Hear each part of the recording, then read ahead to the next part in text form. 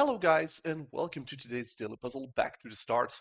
Let's get right to it. So what do I see? Well, I see a king in the open, or is he? Because if we look at all our pieces, we actually are applying a ton of pressure to that king, leaving him with only two escape squares. And our knight, if it moves over, actually can cover both of them, but by doing so does reopen one other. So maybe it is more intuitive for us, instead of just moving our knight over here, to actually do another prep move first, which allows our knight to move over whilst actually delivering a check. What move might that be? Well, we can move our rook over, because if we then move our knight over, it actually will be a discovered check. But after that, the king can simply escape and be rather safe.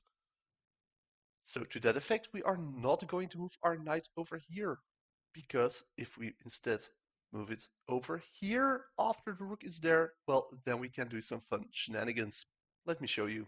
So we first move our rook over here and then move our knight back for the discovered check.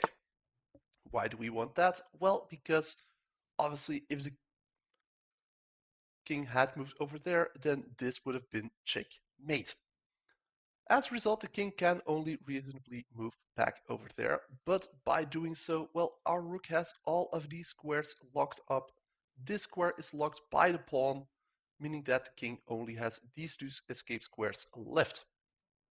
Now our knight can easily slide back in, delivering a check, forcing the king to move over.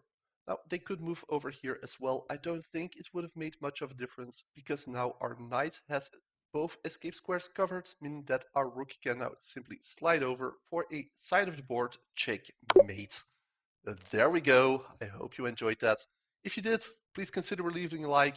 If you aren't yet, please consider subscribing, and hopefully see you next time. Bye.